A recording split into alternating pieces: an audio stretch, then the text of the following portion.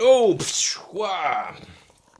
Right, okay, so A View to a Kill. This is Roger Moore's final James Bond film, as I have said in past videos. That's probably a good thing, because I think in this film I think he was like 58 years old. And okay, to be honest with you, I've got no problem with actors playing a role well into their 50s or 60s or even 70s. Like Indiana Jones, Harrison Ford played Indiana Jones again. And I was all right with that. The age is not the problem really with that, and he still looks good for his age. And like Stallone has done done a couple of Rambos in his 70s.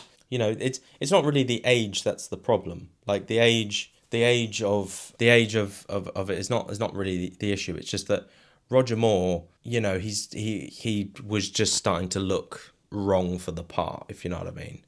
And I think that the franchise needed new blood. It needed a new, fresh take on it. It needed a new actor. Really, I mean, to be honest with you, I think this movie should have been a complete like the last film should have been Roger Moore's last film. Like Octopussy should have been it. That should have been his last film. Let somebody else take on the role. This film, View to a Kill, it should have been Timothy Dalton's first Bond film, or even Pierce Brosnan's first Bond film, because you can definitely see his stunt double in this film.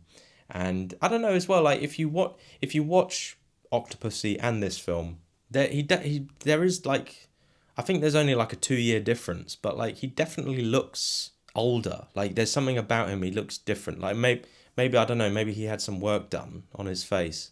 Having said that, with all the faults that I have of this film, I mean mainly just surrounding Roger Moore, I think he stayed too long, and I think that's the best thing to do. Like leave while you're on top, leave.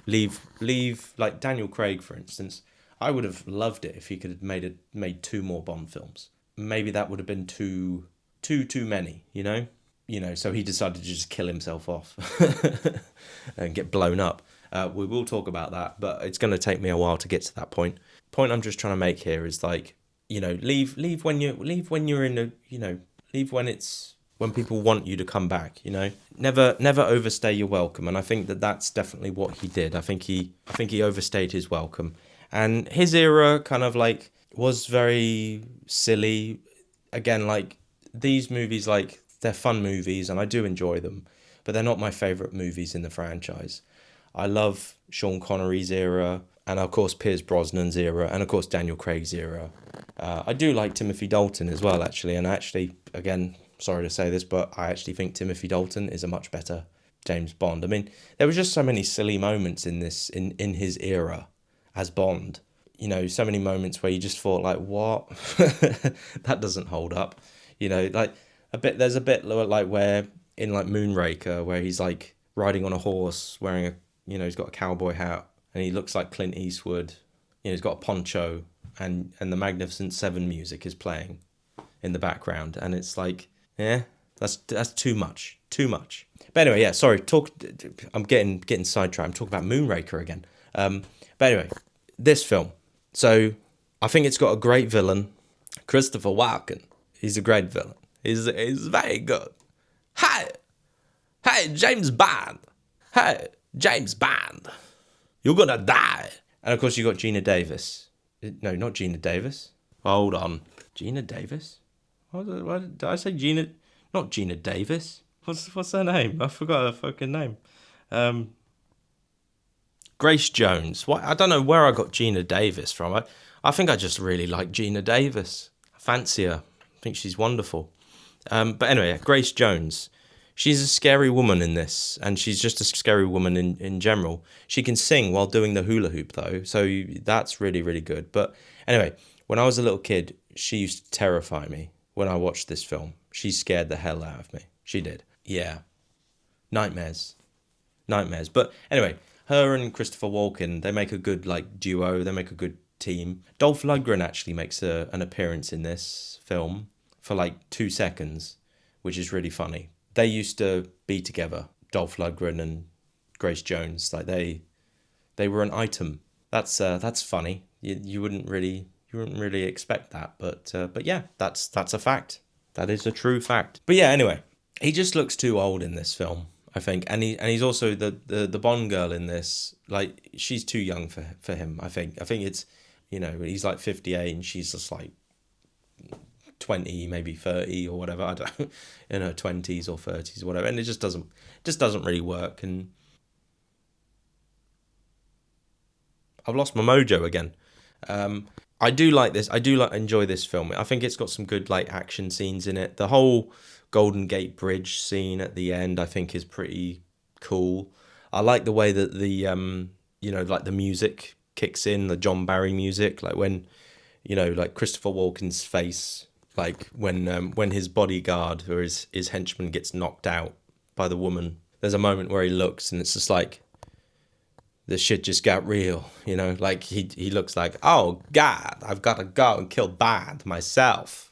Oh my God. And then he dies in quite a funny way. Like he laughs just before he falls off the Golden Gate Bridge. And you can clearly see a dummy falling into the water. But yes, there's a pretty good scene. There's a pretty good scene with a car in Paris. That's pretty good. I like that bit. Pretty good scene with a horse riding thing.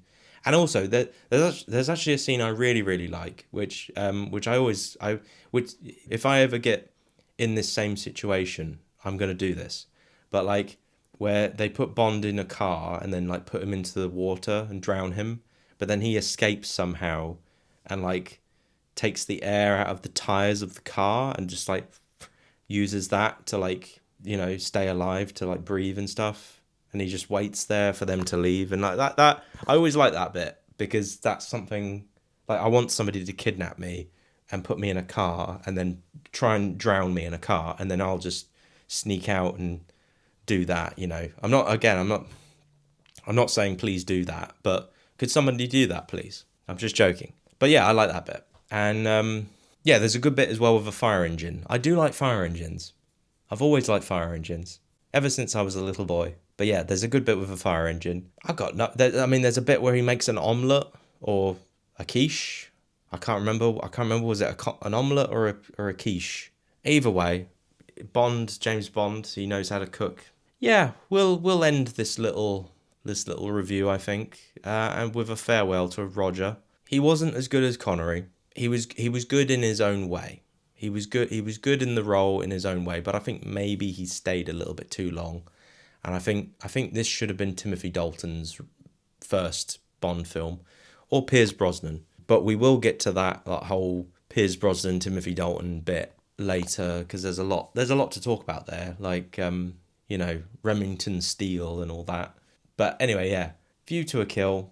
It's not my favorite James Bond, but I do quite like it. Like when I go through all the Bond films, it's quite a good. The music's good, and in fact, yeah, Duran Duran.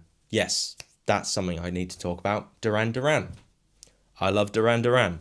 I do. They're great. And their song, I think their song gets a lot of criticisms. I've heard people bash it and say that it's not a good song. But I say to those people, shut up. Do not talk about Duran Duran like that in front of me.